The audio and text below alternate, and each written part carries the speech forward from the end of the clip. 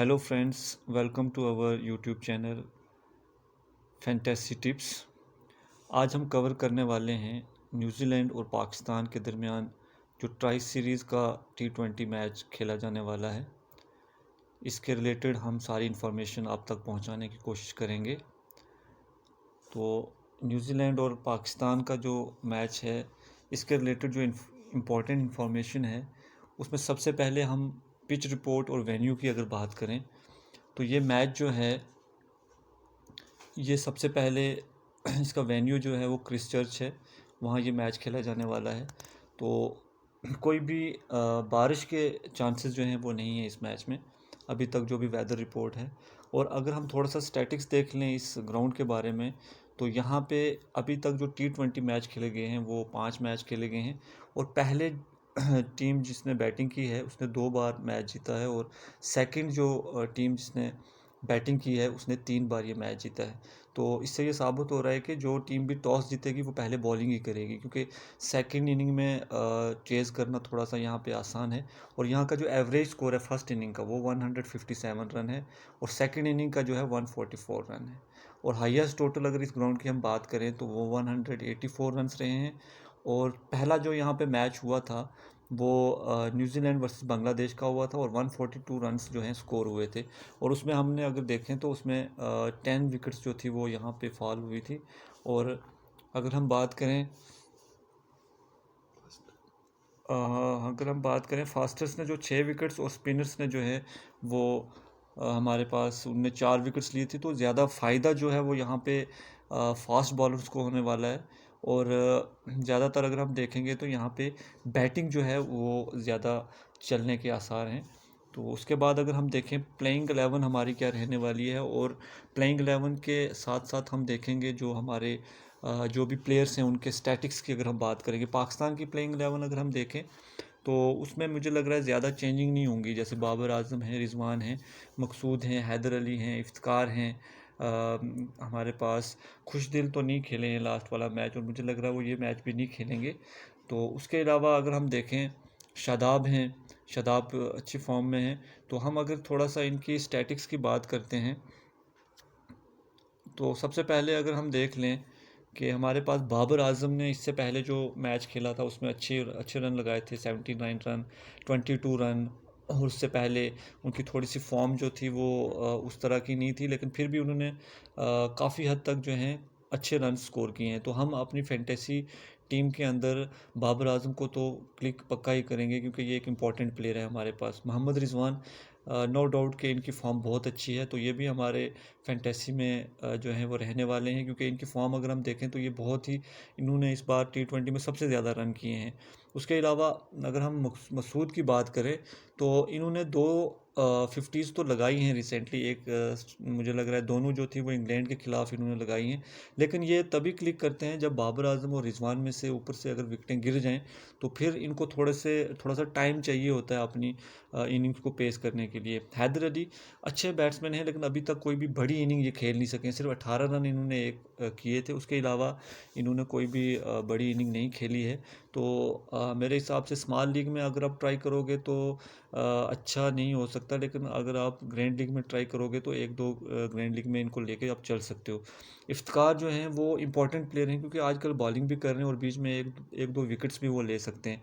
क्योंकि अगर हम बात करें न्यूजीलैंड की, तो न्यूजीलैंड के लेफ्ट हैंडेड बैट्समैन ज़्यादा हैं। तो वहाँ पे मुझे लग रहा है कि इफ्तिकार को 1-2 ओवर के लिए बाबर आजम यूज़ करेंगे। तो खुशदिल शाह जो हैं वो पीछे वाला मैच तो नहीं खेले, मुझे लग रहा है इस बार भी वो नहीं खेलेंगे। और उसके अलावा शादाब खान जो प्रमोट हो रहे हैं, सबसे बड़ी बात जो है उनकी बैटिंग की जो प्रमोशन हो रही है उस वजह से इंपॉर्टेंट प्लेयर हैं ये।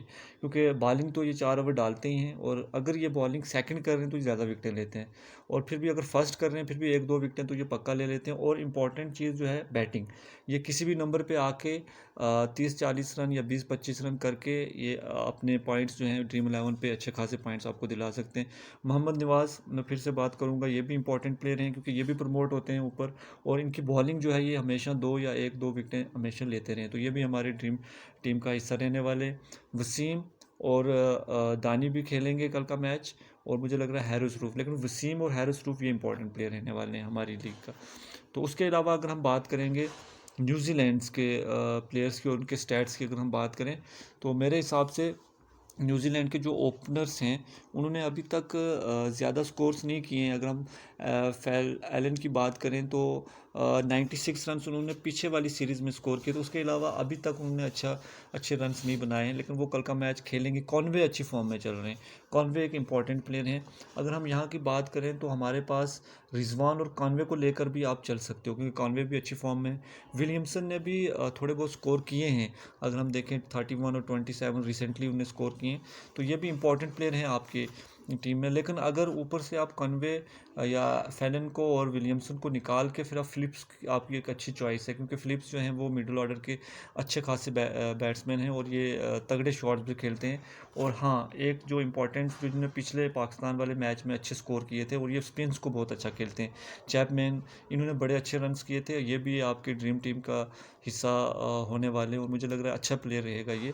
जिमी नेशम अभी तक उन्होंने बॉलिंग और बैटिंग में इतना कुछ नहीं किया है, लेकिन हम इन्हें अपनी टीम में जगह देंगे या नहीं देंगे ये हम देखते हैं। क्योंकि इसके अलावा अगर हम देखें, हमारे पास एक और चॉइस जो है ब्रेसवेल, ने 2 विकेटें पिछले मैच में ली हैं, तो जय निशम की जगह आप ब्रेसवेल को ट्राई कर सकते हो। तो उसके अलावा अगर हम देखें, सऊदी हैं, इन्होंने अच्छी विकेट्स ली हैं। और उसके अलावा अगर हम बात करें इनके बॉलिंग अटैक की, तो बॉलिंग मेरे हिसाब से इनकी अच्छी रहने वाली है। उसमें पीछे वाला मैच यहाँ पे मैं लिखना भूल गया, वो मिल्नी ने खेला था। तो उसके अलावा बोल्ट और सोथी, इन्होंने अच्छी विकटें, एक एक दो दो विकटें इन्होंने पिछले मैचों में ली हैं। तो ये मेरे हिसाब से बॉलिंग्स में आप इन दोनों को ट्राई कर सकते हो।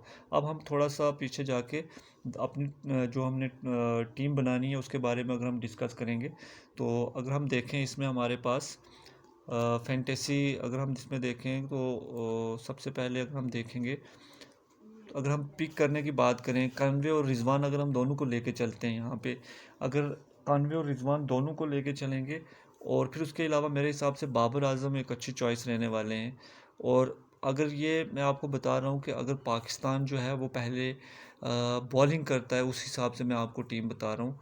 तो इसमें मेरे हिसाब से अगर आपने ऊपर से कॉनवे को ले लिया है, तो यहाँ पे आप विलियमसन के साथ चलेंगे और साथ में फ़िलिप्स के साथ चलेंगे, क्योंकि फ़िलिप्स जो है वो मिडिल ऑर्डर के अच्छे बैट्समैन हैं।